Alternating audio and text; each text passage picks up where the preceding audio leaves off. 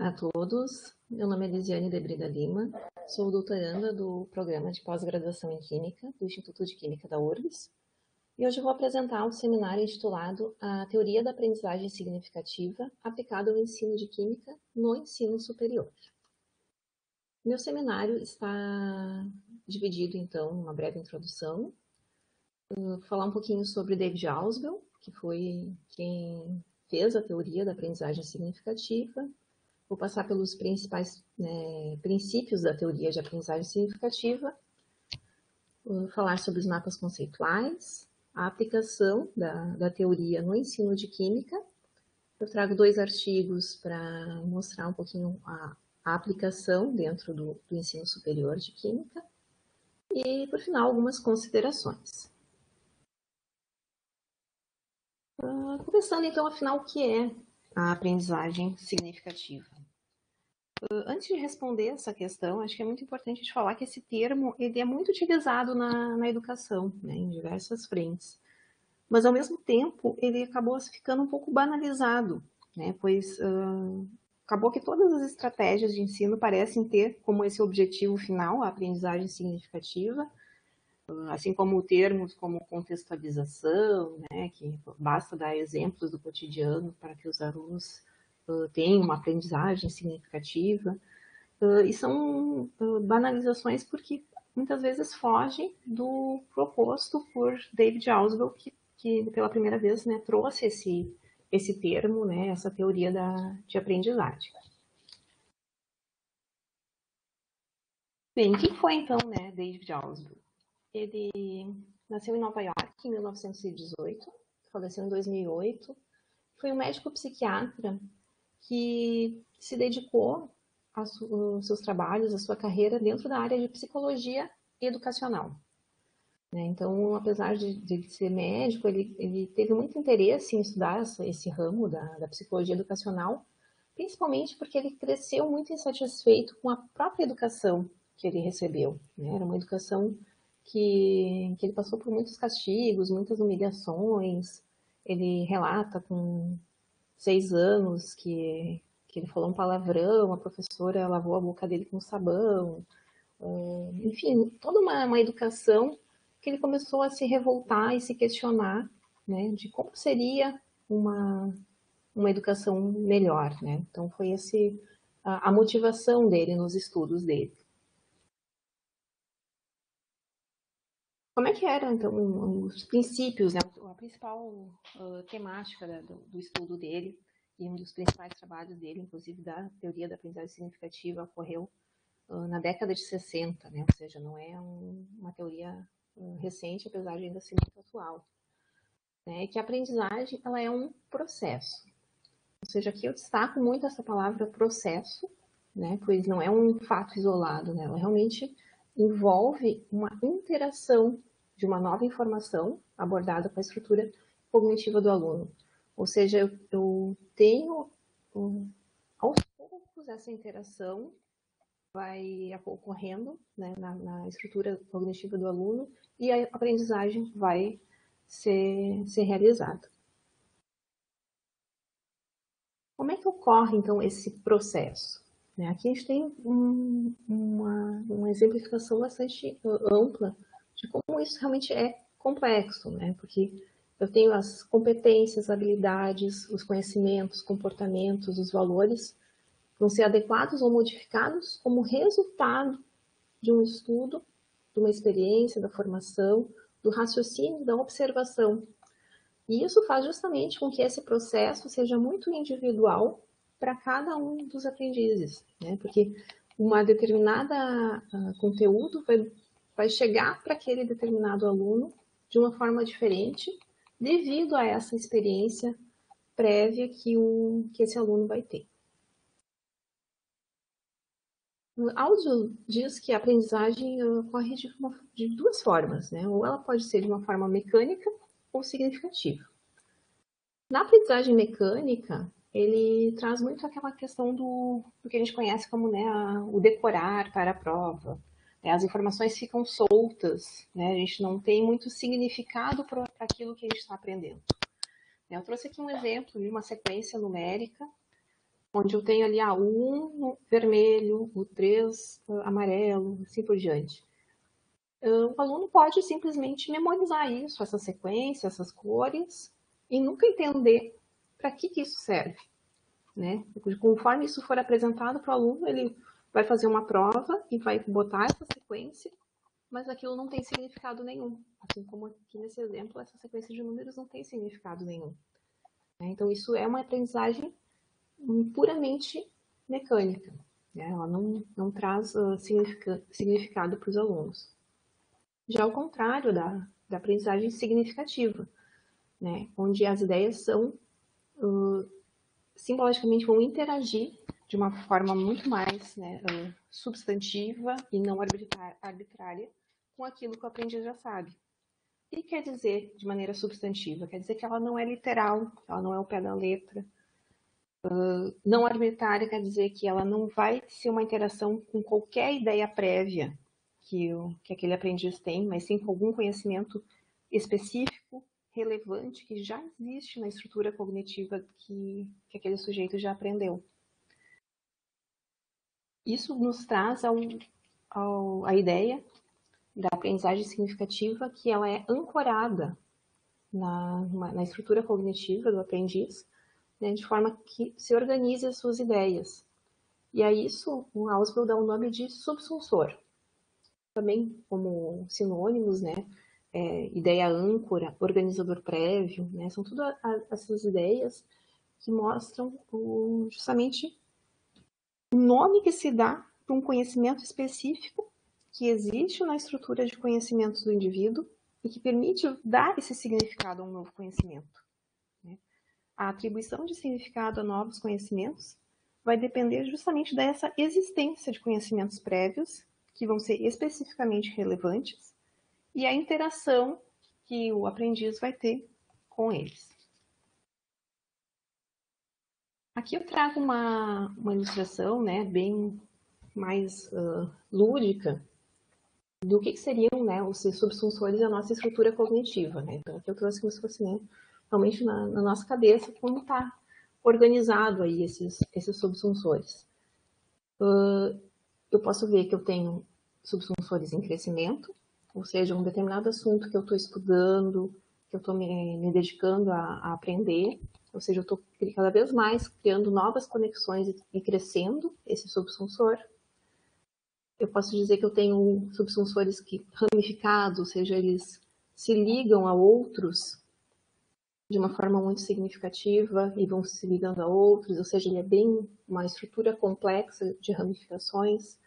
Outros subsunsores mais firmes, outros nem tanto, são mais frágeis, né? Ou seja, eu comecei a fazer um conhecimento de determinada área, mas ele ainda está muito frágil.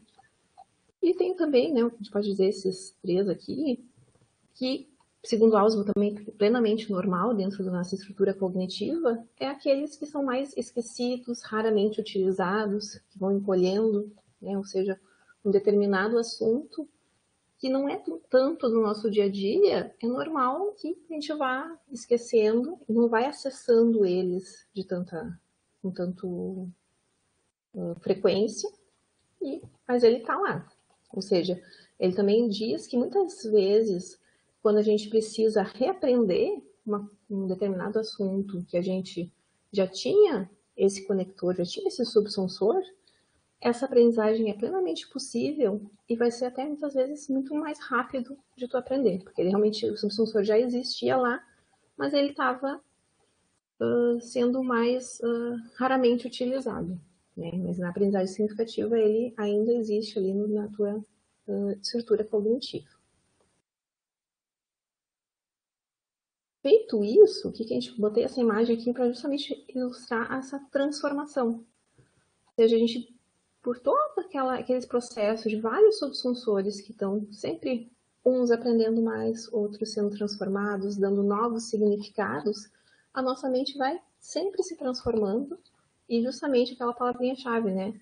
Esse processo está sempre em andamento, a gente está sempre aprendendo e dando novos significados e o que a gente já tinha um determinado significado vai recebendo um novo significado e assim por diante. Aqui eu trago uma imagem retirada de um artigo onde justamente mostra que nem sempre também a gente vai dizer que ou a aprendizagem é mecânica ou a aprendizagem será significativa. Ou um ou outro, né? Aquele 8 ou 80. Mas sim, toda aprendizagem pode estar num processo, justamente, voltando à nossa palavra processo.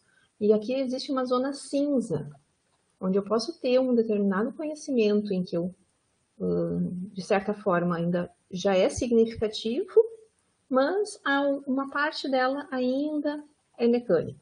Né? Então, eu posso ter muitos conhecimentos, né? Muita aprendizagem nessa zona cinza, onde não é puramente mecânico, mas ainda não posso dizer que ela é completamente significativa.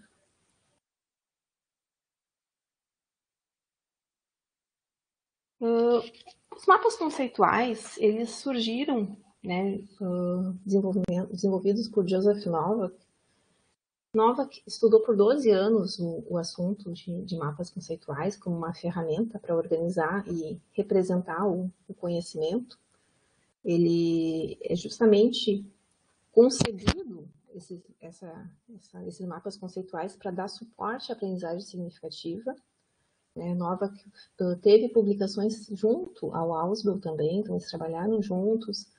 Teve trabalhos individuais do Novak, como esse de mapas conceituais. Mas justamente foi uma sequência da teoria da aprendizagem significativa. Então, os mapas, né, para Novak, vai então vincular novas informações a um conhecimento existente, né? E isso é um requisito para que ocorra a aprendizagem significativa que Ausubel citava, né? A Novak vai afirmar que os mapas conceituais vão justamente servir para estabelecer ligação entre um conhecimento novo e um conhecimento antigo. No mapa conceitual, então, vai existir a identificação de conceitos relevantes, que ajudam o estudante a organizar as informações e estabelecer ligações significativas entre os conceitos. Vai ajudar também a organizar conceitos em hierarquias, né? Isso também é um preceito dos mapas conceituais. E aqui eu trouxe uma organização e alguns exemplos justamente do principal do mapa conceitual. É justamente, né, eu ter conceitos, né, dentro dessas caixinhas, ligados, né, por flechas, usando proposições para ligar dois conceitos. Então, esse meu exemplo aqui, eu trago mapas conceituais, aprendizagem significativa. Nesse primeiro, eu não uso proposição. Ou seja, eu não estou conseguindo, né, sempre imaginando que uma pessoa vai ler esse mapa, ele tem que entender por que eu estou criando essa conexão. Um mapa conceitual é diferente de um mapa mental, né? Porque no mapa mental a gente faz ligações que, para mim, podem fazer sentido, para outra pessoa que vai ler não ter o mesmo sentido, né? Já o mapa conceitual, não. Quem lê um mapa conceitual tem que entender exatamente a lógica que se quis expressar ali naquele mapa. E as proposições são muito importantes para isso. Então, no segundo exemplo, a gente vai ver aqui, mapas conceituais para aprendizagem significativa. Ou seja, usei uma proposição, mas ela é muito limitada. Porque esse para quê? De que forma? Como? Sabe, não me dá muita ideia desse para, né? É muito limitado. No exemplo C, eu trago mapas conceituais não estimulam a aprendizagem significativa. Estou trazendo uma proposição inapropriada, né? Ou seja, isso está errado, essa afirmação. Isso pode acontecer também no mapa, onde eu consiga ver que não tá, esse conhecimento não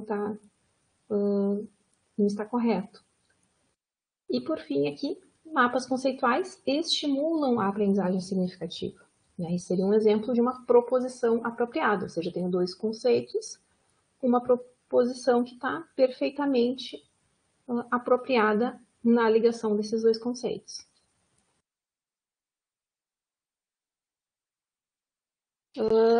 Outro ponto importante do mapa conceitual são os crosslinks. A Novak cita que é uma capacidade muito importante de a gente conseguir ver nos mapas, né, essa capacidade de formação de crosslinks. Né? Mas o que seriam esses crosslinks?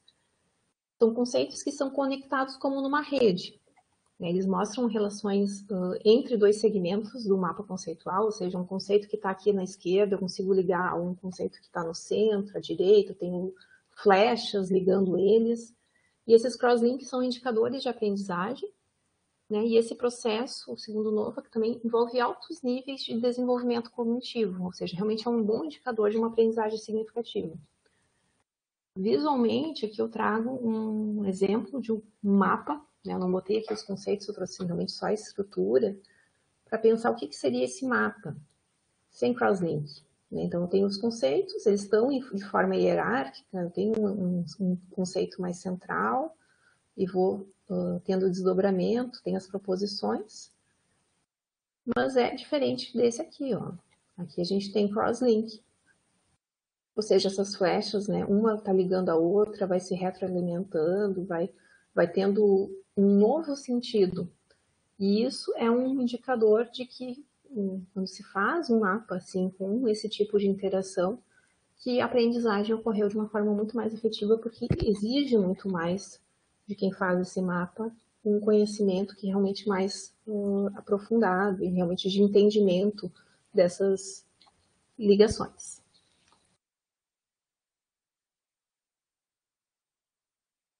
Agora eu falo um pouquinho então sobre a aprendizagem significativa e o ensino de química. Ainda que não seja, né, diretamente a teoria de Ausubel ligada ao ensino de química, ela é muito aplicada, né, pois a gente tem uma riqueza aí de assuntos que a gente consegue trazer para dentro da área de química. Para isso, né, para trazer esses exemplos, eu trouxe uma pesquisa que foi realizada na plataforma ERIC, que é Education Resources Information Center. Essa plataforma ERIC ela é um banco de dados com mais de 1,5 milhão de textos da educação, em todos os aspectos da educação. É um maior banco de literatura educacional, né? E tem material datado aí a partir de 1966, atualmente com mais de 250 periódicos sendo alimentados mensalmente na plataforma.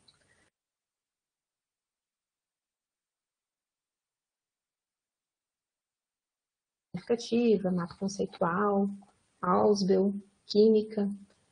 Com esses filtros, apareceram, então, como resultados 142 artigos, fazendo um novo filtro desses 142 artigos, buscando somente os trabalhos, né, dos últimos 10 anos e somente relacionados ao ensino superior, né, porque tinha muito artigo que era também de nível médio, então só o ensino superior, e resultou num total aí de 11 artigos.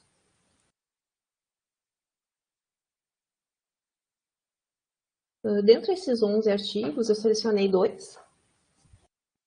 Um deles de uma universidade na África Central, na Zâmbia, e outro da Turquia, né, que vão representar um pouquinho sobre o tema aí de mapas conceituais aplicados ao ensino superior. Aqui é o primeiro artigo. Nesse primeiro artigo, então, é o artigo da Turquia. Ele faz uma avaliação de futuros professores de química com relação a conceitos de gases por meio de mapas conceituais.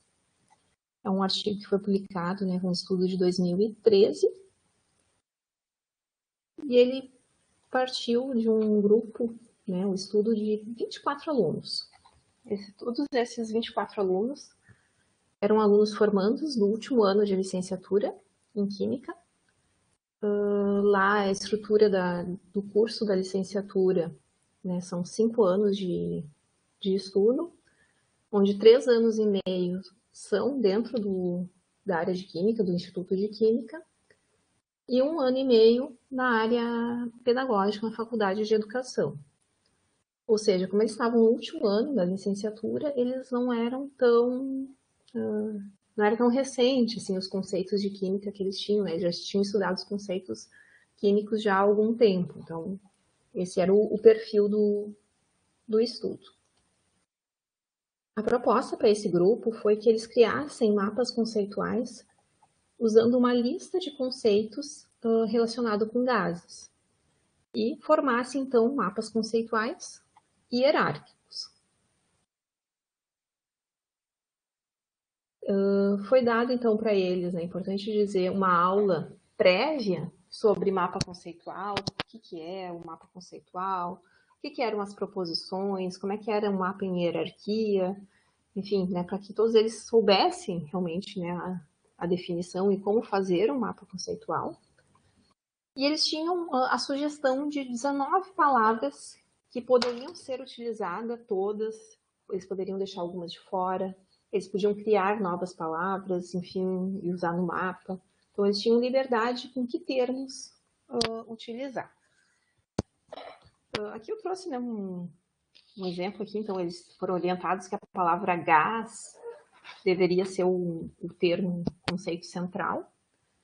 E alguns outros termos, como, por exemplo, pressão, volume, temperatura, né, não foi posto para eles qual é a hierarquia, mas, enfim, estavam dentro da lista das 19 palavras, onde eles pudessem criar, então, o seu mapa. O objetivo aqui, então, era avaliar, né, a compreensão conceitual, né, para esses formandos, né, que é uma questão, né, fundamental para qualquer currículo, né, qualquer formação.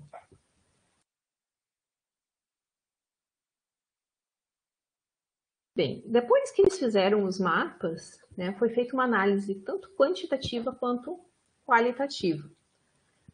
A análise quantitativa, ela revela o desenvolvimento, né, do processo de aprendizagem, né, avaliando, né, quantitativamente mesmo, dando pontos pela existência do uso correto de proposições, se existia uma hierarquia, se existiam os crosslinks. Então, isso era quantitativamente feito a partir dos mapas que eles produziram. E uma análise qualitativa, que foi mais para identificar, então, a dificuldade de compreensão de algum tema, né? Avaliar a conexão que existia de certos termos, se eles conseguiam colocar níveis de mesma importância conectados no mesmo nível, né? Então era uma análise assim mais de conteúdo mesmo, mais qualitativa. Como resultados aqui, foi visto que a maioria dos mapas, né, foram apresentados de uma forma não hierárquica, né, e foi bem difícil a relação entre os conceitos dados, né, ela não estavam bem relacionados, né, eles observaram conexões muito superficiais, indicadores de conhecimento muito mecânico, ou seja, aquele conhecimento sobre, né, a teoria cinética de gases, o que era um gás real, um gás ideal, todos esses conceitos, né, não tinham boa correspondência, e eles viram então que esse grupo de estudantes, né, tinham essas deficiências na sua formação, né? Ou seja, realmente é um problema de aprendizagem dos conceitos. Então, nesse estudo aqui, desse primeiro artigo, o objetivo do mapa conceitual foi para fazer essa avaliação, né, posterior ao aprendizagem. No segundo artigo que eu trago, que é o artigo da Zâmbia, é diferente o método em que o mapa conceitual vai ser utilizado. Aqui também é um ensino superior, foi publicado aqui em 2015. Porém, aqui nós temos uma caracterização, né, desses participantes diferente, né, em relação à escolaridade, ao nível, né, dentro do nível superior que eles estão. A gente tem alunos de primeiro ano do ensino superior. Né? Então, quando a gente estava vendo o artigo anterior, a gente estava falando de estudantes concluintes. Aqui, eles são alunos que estão ingressando no ensino superior. Né? O artigo traz justamente que são alunos que que sofrem muito com a química, né? Eles já trazem assim um déficit que eles veem historicamente dentro da universidade, assim, que eles têm reprovação, que a parte conceitual é bem difícil de entendimento, né? Então, eles fizeram esse estudo com 39 alunos. Dentre esses 39 alunos, eles dividiram em 3 grupos. O que são esses 3 grupos? Né? Então, 3 grupos com 13 alunos cada um dos grupos. No primeiro grupo, eles pegaram e deram aulas, né? O tema para todos os grupos era o mesmo, estrutura atômica e ligações químicas. No primeiro grupo, eles ensinaram a estrutura atômica e ligações químicas usando somente como ferramenta de ensino o mapa conceitual.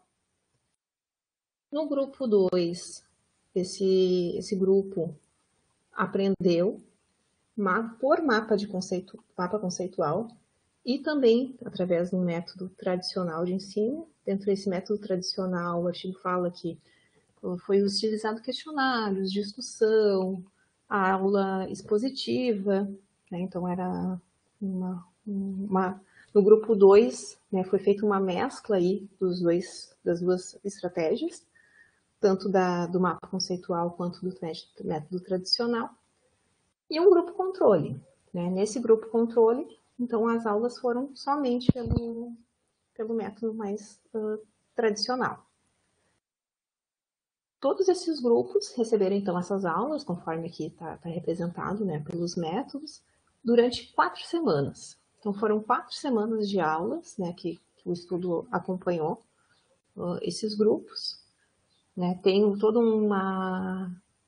um estudo estatístico que o artigo traz, que já, primeiramente, né, esses grupos foram feitos um pré-teste, justamente para conseguir identificar se existia uma diferença significativa entre um grupo e outro, né? E estatisticamente, então, nesse pré-teste mostrou que os 3 grupos, né, eram equivalentes, então era possível prosseguir com o estudo.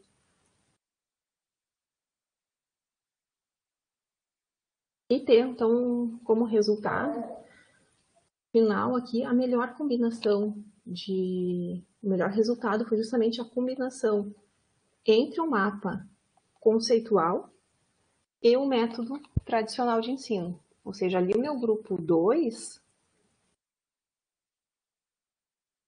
me trouxe os melhores resultados. Então, o mapa significativamente melhor, né, eu tenho um resultado melhor para esse grupo. O que é interessante também a gente, né, ver esse resultado, porque se, né, pensar assim, então, trabalhar só com mapa conceitual, né, buscar o resultado lá que Nova que fez os testes, vai ser o melhor método, né? Nem sempre, né? Como eu disse lá no início, a gente pode justamente fazer com que isso ter esse resultado de aprendizagem significativa usando, né, mais de uma estratégia. Né? Justamente aí, esse estudo mostrou isso, que eu consigo ter o resultado do mapa conceitual com o apoio do método tradicional, um método muito melhor e mais eficaz para uma aprendizagem para esse grupo de estudantes, que era um grupo de iniciação, né, na graduação. Por fim, aqui, então, algumas considerações. Né, a gente vê através desses artigos, né, que é muito importante ter esse olhar tanto para o macro, né, quanto para o micro, né, isso dentro do ensino de química, isso também se torna mais relevante ainda, né? Não adianta eu entender só do macro e não entender né, por exemplo, de uma interação, de os conceitos micro e vice-versa. As aulas tradicionais, isoladamente, né, não são significativas. Né? Então, esse estudo que a gente falou de OAB mostrou isso, né, que isoladamente não vai ser tão significativo.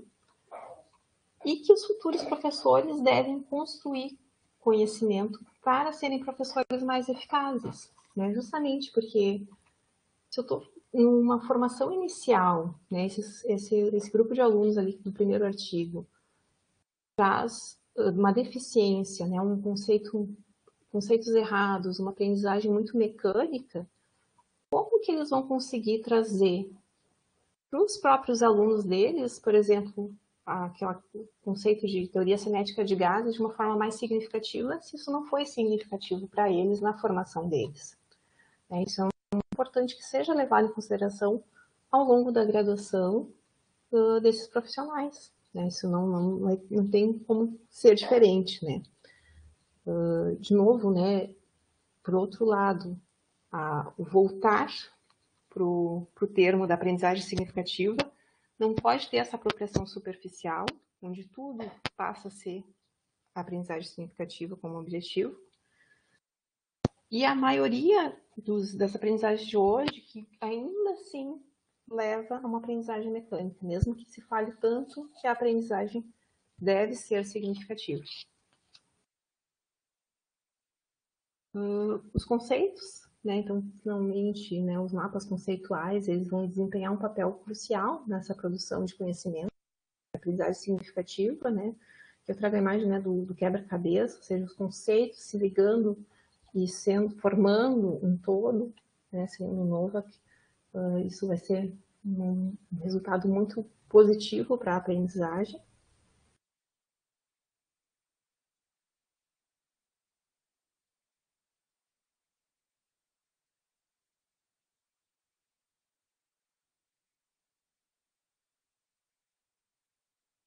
E por fim,